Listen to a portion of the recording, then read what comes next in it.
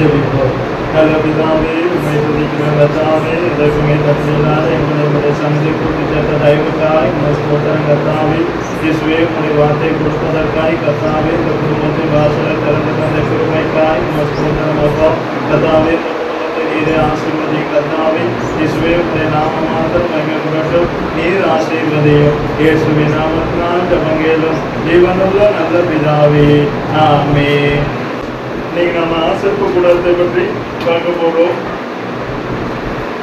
ஆசரிப்பு கூடாரம் செய்வதற்காக கர்த்தர் மோசேயிடம் ஒரு ப்ளூ பிரிண்டை கொடுத்தார். அந்த ப்ளூ பிரிண்ட் மூலமா மோசே அதை செய்ய வேண்டும். ஆனால் அந்த ஆசரிப்பு கூடாரம் முதலாவது ஸ்தாபிக்கப்படுவதற்கு தூண்கள் தேவை. தூண்கள் இல்லாமல் ஆசரிப்பு கூடாரம் ஸ்தாபிக்கப்பட முடியாது. அப்படியானால் தூண்கள் யாரானால் நாம் தான். இயேசுவுக்கு தேவனுடைய ராஜ்யத்தை ஸ்தாபிப்பதற்கு நாம் தேவை. எப்படிப்பட்ட தூண்கள் தேவையானால் சாத்ராக், மேஷாக், ஆபேத்நேகோவை போல தூண்கள் தேவை. எங்கள் தேவன் விடுவித்தாலும் விடுவிக்காமல் போனாலும், எங்கள் கர்த்தர் எங்களுக்கு அற்புதம் செய்தாலும் செய்யாமல் போனாலும், கர்த்தர் எங்களை விடுவித்தாலும் விடுவிக்காமல் போனாலும், தேவையை சந்தித்தாலும் சந்திக்காமல் போனாலும், அப்படிப்பட்ட தூண்கள் இயேசுவுக்கு தேவை. அந்த தூண்களின் மூலம்தான் தேவனுடைய ராஜ்யம் இந்த உலகத்தில் என்ன செய்யப்படும்? ஸ்தாபிக்கப்படும். எப்படி ஆசரிப்பு கூடாரத்தை ஸ்தாபிப்பதற்கு தூண்கள் தேவை. இந்த தூண்கள் எந்த மரத்தினால் செய்யப்பட வேண்டும்? வாசிங்க யாத்திராகமத்தின் புஸ்தகம் 36ஆம் அதிகாரம் 36ஆம் வசனத்தை வாசிங்க. அதற்கு சீத்தி மரத்தினால் 4 தூண்களை செய்யணும். நல்ல கவனிங்க. மொத்தம் ஆசரிப்பு கூடாரத்துக்கு 60 தூண்கள். மொத்தம் ஆசரிப்பு கூடாரத்துக்கு எத்தனை தூண்கள்? 60 தூண்கள். ஆனால் தூண்கள் முதலாவது எதுல செய்ய வேண்டுமானால் சீத்தி மரத்தினால் செய்யப்பட வேண்டும். இந்த சீத்தி மரம் வனாந்தரத்துல இருக்கக்கூடிய மரம். இதே போல வனாந்தரத்துல எத்தனையோ மரம் இருக்கும். ஆனா அத்தனை மரங்களின் மத்தியிலும் கர்த்தர் தெரிந்து கொண்ட மரம் என்ன மரம்? சீத்தி மரம். இதே போல இந்த உலகத்துல எத்தனையோ பேர் இருப்பாங்க. ஆனா அத்தனை பேர் மத்தியிலும் கர்த்தர் நம்மள என்ன செஞ்சார்? தெரிந்து கொண்டார். எதன் மத்தியில எப்படிப்பட்ட மரங்களின் மத்தியில இயேசு நம்மளை தெரிந்து கொண்டார்னு பாருங்க. 1 கொரிந்தியர் நிருபத்தை எடுங்க. 1 கொரிந்தியர் 1ஆம் அதிகாரம் 27ஆம் வசனம் முதல் வாசிங்க. ஞானிகளை வெட்கப்படுத்தும்படி தேவன் உலகத்தில் பைத்தியமானவைகளை தெரிந்து கொண்டார். அப்ப இந்த உலகத்துல எத்தனையோ ஞானிகள் இருக்காங்க. ஆனா அவங்களெல்லாம் கர்த்தர் தெரிந்து கொள்ளாம இந்த உலகத்துல பைத்தியமான நம்மை கர்த்தர் என்ன செய்தார்? தெரிந்து கொண்டார். அடுத்து வாசிங்க. பலமுள்ளவைகளை வெட்கப்படுத்தும்படி அந்த உலகத்துல எத்தனையோ பலமுள்ளவைகள் இருக்காங்க. ஆனா அவங்களை எல்லாம் கர்த்தர் தெரிந்து கொள்ளாம பலவீனமான நம்மை கர்த்தர் என்ன செய்தார்? தெரிந்து கொண்டார். அடுத்து வாசிங்க. உள்ளவைகளை அவமாக்கும்படி உலகத்தின் இழிவானவைகளையும் அற்பமாய் எண்ணப்பட்டவைகளையும் இல்லாதவைகளையும் தேவன் தெரிந்து கொண்டார். அப்ப இயேசு எந்த மரத்தை யாரை தெரிந்து கொள்கிறார் என்றால் உலகத்தில் இழிவானவைகள், அற்பமாய் எண்ணப்பட்டவைகள், இல்லாதவைகள், இவைகளை தான் கர்த்தர் தெரிந்து கொண்டார். எப்படி வனாந்தரத்துல அநேக மரம் இருந்தாலும் அந்த அநேக மரத்தின் மத்தியில இயேசு எப்படி சீத்தி மரத்தை தெரிந்து கொண்டாரோ, இதே போல இந்த உலகத்துல ஞானவான்கள் இருக்காங்க, பலம் உள்ளவங்க இருக்காங்க, உள்ளவைகள் உள்ளவங்க இருக்காங்க. ஆனா அவங்க மத்தியில அற்பமா எண்ணப்பட்ட, இழிவா எண்ணப்பட்ட நம்மை கர்த்தர் என்ன செய்தார்? தெரிந்து கொண்டார். இப்ப தெரிந்து கொண்ட நோக்கம் என்ன? இந்த தெரிந்து கொண்ட மரத்தை கர்த்தர் மறுரூபப்படுத்த சித்தமானார். இந்த சீத்தி மரம் தூணாய் மாறணுமானால் சில மறுரூபங்கள் அவசியம். இதே போல நம்ம சத்தியத்துக்கு தூணாய், தேவனுடைய ராஜ்யம் ஸ்தாபிக்கப்படுவதற்கு தூணாய் மாற வேண்டுமானால் நமக்குள்ள சில மறுரூபங்கள் அவசியம். இந்த மறுரூபப்படுத்துவதற்காய் எப்படிப்பட்ட ரூபங்களை இந்த மரத்துக்குள்ள கர்த்தர் கொண்டு வருவதற்காய் இயேசு இந்த மரத்தை தெரிந்து கொண்டார்னு பாருங்க. 2 தீமோத்தேயு 2ஆம் அதிகாரம் 2 தீமோத்தேயு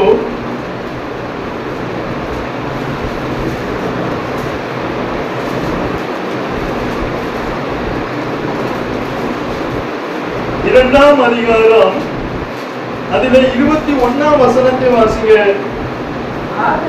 ஆகையால் ஒருவன் இவைகளை விட்டு தன்னை சுத்திகரித்துக் கொண்டால் அவன் பரிசுத்தமாக்கப்பட்டதும் எஜமானுக்கு உபயோகமானதும் எந்த நற்கிரியைக்கும் ஆயத்தமாக்கப்பட்டதுமான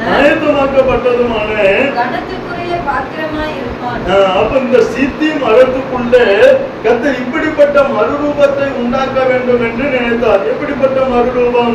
அது பரிசுத்தமாக்கப்பட்டதும் எஜமானுக்கு உபயோகமானதும் எந்த நற்கிரியைக்கும் ஆயத்தமாக்கப்பட்டதும் கனத்துக்குரிய பாத்திரமாய் மாறுவதற்காக தான் கர்த்தர் இந்த மரத்தை என்ன செய்தார்? தெரிந்து கொண்டார். அப்ப நாம எஜமானுக்கு உபயோகமான பாத்திரமாய் மாற வேண்டுமானால் இந்த மரம் எப்படி ஆகணும்னு பாருங்க. அதே 21ஆம் வசனத்தை வாசிங்க. ஆகையால் ஒருவன் இவைகளை விட்டு தன்னை சுத்திகரித்துக் கொண்டால் அப்ப நல்ல கவனிங்க. இந்த மரத்தை பிரயோஜனப்படுத்துவதற்கு பரிசுத்தமாக்குவதற்கு எஜமானுக்கு உபயோகமான பாத்திரமாய் மாற்றுவதற்கு எந்த நற்கிரியையும் செய்ய தகுதியுள்ள ஆயத்தமுள்ள பாத்திரமாய் மாற்றுவதற்கு இந்த மரம் என்ன செய்ய வேண்டுமானால் இவைகளை விட்டு தன்னை சுத்திகரித்து அப்ப இயேசுவால் தன்னை சுத்திகரிக்கப்படுவதற்கு இந்த மரம் என்ன செய்யப்பட்டது? ஒப்பு கொடுக்கப்பட்டது. அப்போ நம்ம இயேசுவுக்கு பிரயோஜனப்பட வேண்டுமானால் எந்த நற்கிரியையும் செய்ய ஆயத்தமாக்கப்பட வேண்டுமானால் எஜமானுக்கு உபயோகமான பாத்திரமாய் மாற வேண்டுமானால் பரிசுத்தமுள்ள பாத்திரமாய் மாற வேண்டுமானால் இயேசு நம்மை சுத்திகரிப்பதற்கு என்ன செய்ய வேண்டும்? ஒப்பு கொடுக்க வேண்டும். அப்படிப்பட்ட பாத்திரம் தான் இயேசுவுக்கு எப்படி மாறும்? உபயோகமானதும் எந்த நற்கிரியையும் செய்ய ஆயத்தமாக்கப்பட்டதுமான பாத்திரமாய் மாறும். அதனாலதான் இயேசு இந்த மரத்தை தெரிந்து கொண்டார். எதற்காக தெரிந்து கொண்டார்? எஜமானுக்கு இது உபயோகமாக வேண்டும். இது எப்படி இருக்க வேண்டும்? எந்த நற்கிரியைக்கும் ஆயத்தமாக்கப்பட்ட கணத்துக்குரிய பாத்திரமாய் இருக்க வேண்டும். எத்தனையோ ஞானிகள் இருக்காங்க. ஆனா அவங்களெல்லாம் இயேசு தெரிந்து கொள்ளாம இந்த உலகத்துல பைத்தியமான நம்ம தெரிந்து கொண்டார். எத்தனையோ உள்ளவங்க இருக்காங்க. ஆனா அவங்களெல்லாம் கர்த்தர் தெரிந்து கொள்ளாம ஒன்றுக்கும் உதவாத நம்மை கர்த்தர் தெரிந்து கொண்டார். அப்ப இப்படி தெரிந்து கொண்டப்பட்ட நம்மேல இயேசுக்கு என்ன உண்டு? ஒரு நோக்கம் உண்டு. இந்த சீத்தி மரத்தை கர்த்தர் தெரிந்து கொண்டது எதற்கு? எந்த நற்கிரியையும் செய்ய ஆயத்தமாக கணத்துக்கு எஜமானுக்கு உபயோகமான பாத்திரமாய் மாற. அப்ப இதற்கு இது என்ன செய்யணும்? இவைகளை விட்டு இது என்ன செய்யப்படணும்? சுத்திகரிக்கப்படணும். அப்ப சுத்திகரிக்கப்படணுமானால் இந்த மரம் முதலாவது என்ன செய்யணும்? வெட்டப்பட. எங்க இருந்து? வனாந்தரத்தில் இருந்து வெட்டப்படணும். அடி மரம் வரைக்கும் என்ன செய்யணும்? வெட்டப்பட்டு ஆசரிப்பு கூடாரத்துக்கு வேலைக்கு தேவைக்கு முதலாவது என்ன செய்ய வேண்டும்? வெட்டப்பட வேண்டும். வெட்டும் போது இந்த மரம் சீத்தி மரத்துல சில முட்கள் இருக்கும். வெட்டும் போது இந்த மரத்துல என்ன இருக்கும்? சில முட்கள் இருக்கும். இந்த முட்களை வெட்ட வேண்டும். இந்த முள்ளு மற்றவர்களை வேதனைப்படுத்தக்கூடியது, மற்றவர்களை காயப்படுத்தக்கூடியது, மற்றவர்களுடைய குற்றத்தையே காண்பது, இப்படிப்பட்டவைகள் எல்லாம் நமக்குள்ள இருக்கும். இதையெல்லாம் நாம் வெட்ட ஒப்பு கொடுக்க வேண்டும். நமக்குள்ள என்னெல்லாம் இருக்கும்? முட்கள் இருக்கும். அந்த முள்ளு எப்படிப்பட்டதா இருக்கும்? இப்ப முள்ளு குத்துனா என்ன செய்யும்? இதே போல இந்த முள்ளு நமக்குள்ள இருந்தா இது காயப்படுத்தும், வேதனைப்படுத்தும், மற்றவர்களுடைய குற்றத்தையே. இப்படிப்பட்ட மரமாய் நாம் இருக்கக்கூடாது. நாம் சுத்திகரிக்கப்பட வேண்டும். எஜமானுக்கு நாம் உபயோகமான பாத்திரமாய் மாற வேண்டுமானால் முட்கள் என்ன செய்யப்பட வேண்டும்? வெட்டப்பட வேண்டும். அப்போதுதான் இது தேவனுக்கு ஆசீர்வாதமாய். நாம் தேவனுக்கு ஆசீர்வாதமாய் மாற வேண்டுமானால் நம்மில் காணப்படுகிற சில முட்கள் என்ன செய்யப்பட வேண்டும்? வெட்டப்பட. இதுதான் தேவனுக்கு ஆசீர்வாதமாய் இருப்பதற்கு, நாம் தேவனால் ஆசீர்வதிக்கப்படுவதற்கான தடைகள். இந்த தடைகள் நமக்குள்ள இருக்குமானால் அதை நாம் என்ன செய்ய வேண்டும்? நம்மிலிருந்து வெட்டணும். அதன் பிறகு அந்த மரத்துல கிளைகள், துப்புகள் இதெல்லாம் இருக்கும். இதையும் என்ன செய்யணும்? வெட்டணும். இதெல்லாம் எப்படிப்பட்டது? தேவையில்லாதது. தேவையில்லாததெல்லாம் வெட்டணும். முதலாவது நமக்குள்ள இருக்கிற முள்ள வெட்டணும். இரண்டாவது நம்மிலிருந்து போகிற கிளைகள், கொடிகள் என்ன செய்ய வேண்டும்? வெட்டப்பட வேண்டும். ஒரு வீட்டை கிளீன் பண்ணுவோம். கிளீன் பண்ணும் போது என்ன செய்வோம்? தேவையில்லாதது இருந்தா அது பேப்பர் அந்த மாதிரி இருந்தா என்ன செய்வோம்? எரிப்போம். மற்ற ஜாமான் மாதிரி இருந்தா அது என்ன செய்வோம்?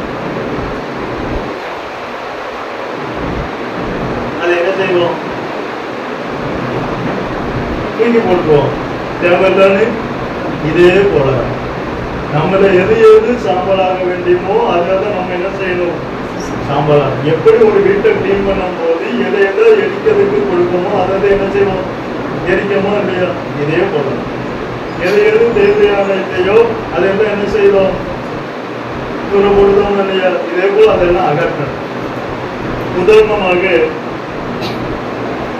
ராகேல் உங்க எல்லாத்துக்கும் தெரியும். யாக்கோபினுடைய குடும்பம். ஆதியாகமம் 35ஆம் அதிகாரத்துல அந்த குடும்பத்தை கர்த்தர் பெத்தேலுக்கு போக சொன்னார். அந்நிய தெய்வங்களை விலக்கி போட்டு எல்லாவற்றையும் விட்டு அகற்ற வேண்டியதெல்லாம் அகற்றி பெத்தேலுக்கு என்ன செய்ய சொன்னார்? போக சொன்னார். ஆனா ராகேலும் என்ன செய்தார்? இயேசுவுக்கு அவள் பிரோஜனப்படுவதற்கு, தேவனால் அவள் ஆசீர்வதிக்கப்படுவதற்கு அந்த இருக்கிற தடைகளை அவர் என்ன செய்யவில்லை? அகற்றவில்லை. அது என்ன செஞ்சார்? ஒட்டகத்து சேனத்துக்குள்ள அது கடைசி வரை என்ன செய்யல? அகற்ற. நம்மில் அகற்றப்பட வேண்டியது என்ன செய்யப்பட வேண்டும்? அகற்றப்பட வேண்டும். நம்மில் சில முட்கள் இருக்கும், சில சுவாபங்கள் இருக்கும். இதெல்லாம் மாறும். அதை இவைகளை விட்டு சுத்திகரித்துக் கொண்டால், இது எஜமானுக்கு உபயோகமான எந்த நற்கிரியைக்கும் ஆயத்தமாக்கப்பட்டதும் கனத்துக்குரிய. இதுதான் சீத்தி மரத்தை கர்த்தர் தெரிந்து கொள்ள காரணம். இயேசு நம்மை தெரிந்து கொள்ள காரணம் இதான். நம்மை ஆசீர்வதிப்பதற்கு நமக்குள்ள இருக்கிற தடைகள் என்ன செய்யணும்?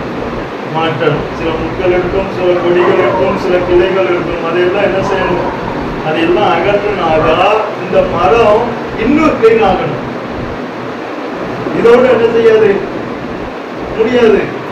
இன்னும் ஒரு தூள் வரணுமானால் அதற்கு இவ்வளவு தூரம் என்ன செய்யப்பட வேண்டியிருக்கு? அப்ப நமக்கு சாத்ராக் மேஷாக் ஆபேத்நேகோ போல வைராக்கியம் வரணும்னா இவ்வளவு தூரம் நாம சுத்திகரிக்கப்பட வேண்டியிருக்கு. அவங்க அவ்வளவு தூரம் சுத்திகரிக்கப்பட்டதுனாலதான் எங்கள் தேவன் விடுவித்தாலும் அந்த பாபிலோன் தேசத்துல தேவனுடைய ராஜ்யம் ஸ்தாபிக்கப்படுவதற்கு அவங்க ஒரு தூணா நின்னாங்க. அவங்க தூணா நின்னதுனாலதான் தேவனுடைய ராஜ்யம் அந்த பாபிலோன் தேசத்துல ஸ்தாபிக்கப்பட்டது. இவ்விதமாய் ரட்சிக்கத்தக்க தேவன் இல்லை. அப்ப நம்ம தூணா நின்னா நம் மூலம் தேவனுடைய ராஜ்யம் இந்த உலகத்துல ஸ்தாபிக்கப்படும். இன்னைக்கு பீகர்ல எத்தனையோ பேர் ரட்சிக்கப்பட்டுட்டு வராங்கன்னு ஊழிய மீட்டிங்ல சொன்னாங்க. இந்துக்கள் எல்லாம் ரட்சிக்கப்பட்டு வராங்க. காரணம் அங்க ஒரு போதகர் எப்படி இருக்கார்? தேவனுடைய ராஜ்யம் பீகார்ல ஸ்தாபிக்கப்படுவதற்கு அந்த அண்ணன் அந்த ஐயா எப்படி இருக்கார்? பூரா நிக்கிறார் பீகார் தேசத்துல. அவர் அந்த தூணா நிக்க போய்தான் அங்க இந்துக்கள் எல்லாம் இன்னும் என்ன செஞ்சுட்டு வராங்க, ரசிக்கப்பட்டுட்டு வராங்க. அப்ப நம்ம தூணா நின்னா நம்மள இந்த உலகத்துல என்ன செய்யப்படும், தேவனுடைய ராஜ்யம் ஸ்தாபிக்கப்படும். இப்போ கிளை வெட்டியாச்சு, முன்கலை வெட்டியாச்சு. இப்ப இனி என்ன செய்யணும்,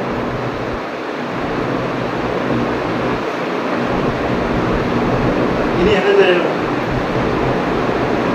இந்த மரத்துல உள்ள முள்ள வெட்டியாச்சு, கிளைய குப்பெல்லாம் வெட்டியாச்சு. அடுத்து ஒரு தூண் செய்யணும்னா என்ன செய்யணும், ஒரு தூபப்படம் செய்யணும்னா என்ன செய்யணும், ஒரு பலகை செய்யணும்னா என்ன செய்யணும், அந்த மரத்தை என்ன செய்யணும். ஏதோ சோதனைன்னு தெரியுது, ஆனா என்ன சோதனை தான் என்ன செய்யணும் கேட்கணும், என்ன செய்யணும், அப்ப இவ்வளவு வேலை நம்மகிட்ட செய்ய வேண்டியது. நம்ம இப்பவே என்ன செஞ்சிட்டோம், பரலோகமே எனக்கு தான், அங்க முதல் இடம் எனக்கு தான். ஆனா இவ்வளவு ப்ராசஸ் இருக்கு, இவ்வளவு வேலை இருக்கு. என்ன செய்யணும், இழைக்கணும். ஏன் இழைக்கணும்,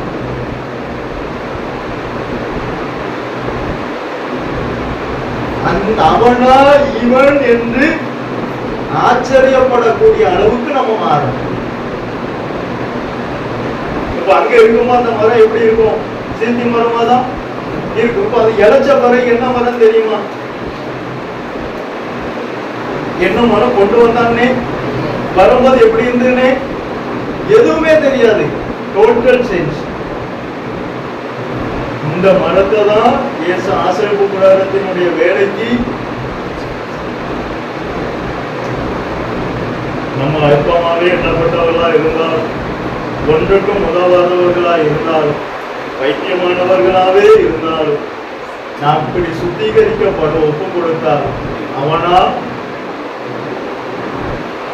இந்த பிள்ளையாண்டான். சவுல் கேட்க, சவுலுக்கு எல்லா பிள்ளையாண்டாலும் தெரியும், ஆனா அந்த குடும்பத்தில் இருந்து தனியா எடுக்கப்பட்ட பிள்ளையே தெரியல. அந்த அளவுக்கு சேஞ்சி. இவன் உமது அடியானாகி ஈசாயின் மகன் சொன்ன பிறகுதான் தெரியுது.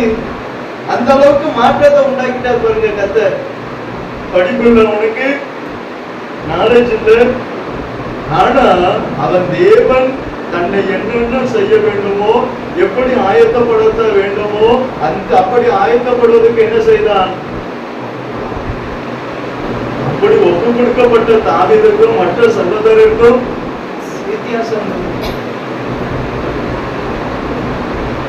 எலியாப்பு இருக்க, எலியாப்ப தெரியும், அவருடைய சகோதரர்கள் எல்லாம் தெரியும் சவுலுக்கு, ஆனா தாவீதன் தெரியல. ஆனா அந்த குடும்பத்தில் இருந்து தாவீதை மட்டும் கர்த்தர் வேறு பிரித்து என்ன செய்தார், எல்லா நற்கிரியைக்கும் ஆயத்தமாக்கப்பட்ட ஒரு பாத்திரமா மாற்றினார். நம்மளும் அப்படிப்பட்ட பாத்திரமா அவனா இல்லை, இந்த பிள்ளையாண்டான் மற்ற மரத்துக்கும் நமக்கு வித்தியாசம். மற்ற மரத்துக்கும் நம்ம அப்ப அந்த அளவுக்கு நம்ம என்ன செய்யப்படணும், என்ன செய்யப்படணும், நல்ல இணைக்கப்படணும். நம்மளே தெரியப்படும், அரசாங்கமே தெரியப்படும். பிறந்தது பேர் என்னது,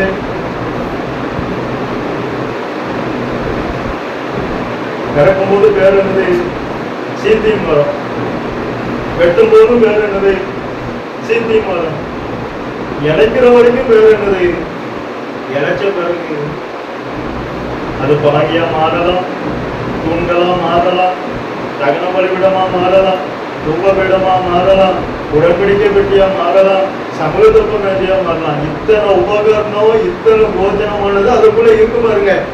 அப்ப அவ்வளவு தூரம் போஜனப்படுவதற்குரிய கிருபைகள் எல்லாம் வெளியே வரணும்னா இவ்வளவு தூரம் செதுக்க வேண்டிய இடத்தை செதுக்கி, இவ்வளவு தூரம் இழைக்கப்பட வேண்டிய இடத்தை என்ன செய்யணும், அவ்வளவு தூரம் நம்ம செய்யும் போது நமக்குள்ள அவ்வளவு கிருபைகள் என்ன செய்யுது, வெளியே அவ்வளவு தூரம் போஜனம் உள்ள பாத்திரமா மாறுது. தாவீது குடும்பத்துல என்ன செய்யல, ஒரு பொருட்டாவே நினைக்கல. எல்லாரும் விருந்து கூப்பிட்டா தாவீத கூப்பிடல. எல்லாருக்கும் வஸ்திரம் கொடுத்தா தாவீதுக்கு கொடுக்கல. எல்லாரும் படிக்க வச்சா தாவீத உலகத்துல நம்மை எல்லா நற்கிரியையும் செய்ய ஆயத்தமாக்க ஒருவரால மட்டுமே. அதான் தாய் உன்னை மறந்தாலும் தகப்பன் உன்னை வெறுத்தாலும் அவர் சேர்த்து கொண்டா போதும். நமக்குள்ள என்னென்ன வெளிப்படணுமோ அத்தனையும் வெளிப்படணும். ஆனால் நம்ம அவர் செய்ய வேண்டிய வேலைக்கு நம்ம என்ன செய்யணும், ஒப்பு கொடுத்தா.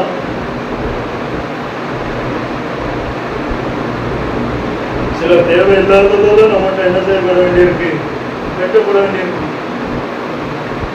சில முட்கள் வெட்டப்பட வேண்டியிருக்கு. சவுல பாருங்க, சவுல உடம்புல ஃபுல்லா என்னதான், முள்ளுதான். பரிசுத்தவான்களை சிறைச்சாலையில அடைக்கிறோம், தேவ ஜனங்களை துன்புறுத்துறோம். ஆனா அவனை கத்த சுத்திகரிச்சார். அதன் பிறகு அவன் பேரை என்னது, சவுல் சொன்னாங்க, பவுல். நல்ல இழைச்சிட்டார். அதன் பிறகு ஒரு அடி வாங்கினா 10 அடி அடிக்கிறார். 1 40 அடி வாங்கினான். எப்படி 1 40 அடி வாங்குறார். அந்த மனுஷன் எங்க, இந்த மனுஷன் என்ன, இதான் இழைக்கப்பட்ட மரம். இழைக்கப்பட்ட மரத்துக்கும் தேவனால் சுத்திகரிக்கப்பட்ட மரத்துக்கும் வித்தியாசம். அதான் ஒருவன் இவைகளை விட்டு தன்னை சுத்திகரித்து கொண்டால் இப்படி மாறாது. அப்ப நமக்குள்ள எந்த நற்கிரியையும் செய்ய ஆயத்தமாக்கக்கூடிய பாத்திரம் இருக்கு, எஜமானுக்கு உபயோகமான பாத்திரம் இருக்கு. இன்னும் நல்ல என்ன செய்யப்படணும்,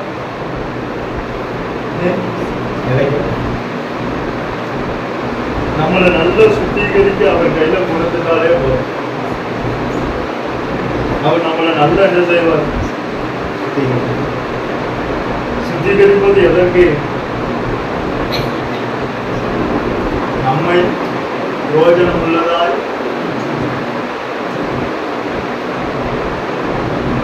ஆடு மேய்க்கதான் ஆய்க்குன்னு நினைச்சிட்டாங்க தாவீது. ஆடு மேய்க்கதான் வேற ஒண்ணுக்கும். ஆனா அவர் எங்க விட்டாரு, ஆடு மேய்ச்சா பண்ணாரு. கர்த்தரால் நம்ம உயர்த்தப்படுவதற்கும் நம்ம உயர்வதற்கும், நம்ம படிப்பு நம்மளை உயர்த்துவதற்கும், கர்த்தர் நம்மளை உயர்த்துவதற்கும். படிப்பு உயர்த்தப்பட்டவங்க எல்லாம் ஒன்றும் செய்ய முடியல, அங்கதான் உட்கார்ந்துருக்காங்க. படிக்காத தாவி, படிக்காத நம்மளே என்ன சொல்லுவாங்க, படிக்கிறது எனக்கு ஒன்றும் தெரியாது, ஏபிசிடியே தெரியாது. இயேசுக்கு இதெல்லாம் என்ன செய்ய வேண்டாம், தேவையே. அவர் எதிர்பார்த்த மாதிரி மாறுவதற்கு, உங்களை மாற்றுவதற்கு நீங்க ஒப்பு கொடுத்தா போதும். புதுமையை போல் ஆனேன். தாவீது எப்படி ஆகிட்டார், புதுமையை போல் ஆனான். இதே போல நாம எப்படி ஆகணும், புதுமையை போல மாறணும். அவனால் அந்த அளவுக்கு நமக்குள்ள என்ன இருக்கு, மறுரூபங்கள் இருக்கு. இது மறுரூபமாக்கப்பட்ட மரம். இதே போல நாம எப்படி மாறணும், அப்பதான் நம்ம தூணா நிற்க முடியும். தூணா மாறுவதற்கே, தேவனுடைய ராஜ்யம் நம்ம மூலம் ஸ்தாபிக்கப்படுவதற்கே இத்தனை வேலைகள் நம்ம என்ன செய்ய வேண்டியிருக்கு, ஆயத்தமாக்கப்பட. அப்ப நாம எப்படிப்பட்ட பாத்திரமா மாறணும், சித்தி மரமா இருக்கணுமா, இல்ல பாத்திரமா மாறணுமா? பாத்திரமா கொண்டு வர வரைக்கும், செதுக்கிற வரைக்கும் தான் அந்த மரத்துக்கு பேரு சீத்தி மரம். செதுக்கப்பட்ட பிறகு மரத்தினுடைய பேரு தூபபீடம், சமூகத்துக்கு மேஜர், உடன்படிக்கை பெட்டி, தகன பலிபீடம். முதலாவது அது எதற்கு ஒப்பு கொடுத்தது? தகன பலிபீடத்தை செய்வதற்கு ஒப்பு கொடுத்தது, தன்னை அர்ப்பணிக்க ஒப்பு கொடுத்தது. இரண்டாவது தூபபீடம் செய்வதற்கு ஒப்பு கொடுத்தது, ஜெபஜீவியத்துக்கு தன்னை ஒப்பு கொடுத்தது. மூன்றாவது சமூகத்தப்ப மேஜைக்கு ஒப்பு கொடுத்தது, அநேகருக்கு தேவனிடத்திலிருந்து வார்த்தையை வாங்கி கொடுக்க ஒப்பு கொடுத்தது. நாலாவது உடன்படிக்கை செய்ய ஒப்பு கொடுத்தது, இயேசுவோடு கூட ஐக்கியமா இருக்க ஒப்பு கொடுத்தது. இதெல்லாம் ஒப்பு கொடுத்தாதான் நம்மில் வரும். தூபபீடமும் ஒப்பு கொடுக்கணும், சமூகத்தப்ப மேஜை செய்வதற்கு ஒப்பு கொடுக்கணும்.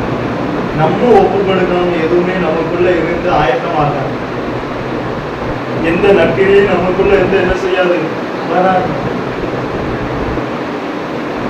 அதனால வெட்டப்பட வேண்டிய இடத்துல இருந்து வெட்டி, செதுக்கப்பட வேண்டிய இடத்துல இருந்து செதுக்கி நம்ம உள்ள வந்தா அந்த மரத்துக்கு இதுக்கு என்ன இருக்கும் வித்தியாசம்? சரி, ஜெபிப்போம். நல்ல பிதாவே, உண்மை துதிக்கிறோம் கர்த்தாவே. எதற்குமே தகுதி இல்லாத எங்களுடைய சன்னதை கூட்டி சேர்த்த தயவுக்காக எங்கள் ஸ்தோத்திரம் கர்த்தாவே.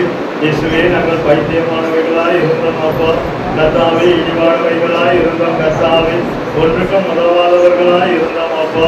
ஆனாலும் எங்களை நீர் தெரிந்து கொண்டீரை கர்த்தாவே, எங்களை நீர் சுத்திகரித்தீரே கர்த்தாவே. இயேசுவே, எங்களை பரிசுத்தமாக்கினீரே கர்த்தாவே, எந்த நற்கிரியும் செய்ய ஆயத்தமாக்கினீரே அப்பா. எஜமானுக்கு உபயோகமான பாத்திரமாய் மாற்றினீரே கர்த்தாவே.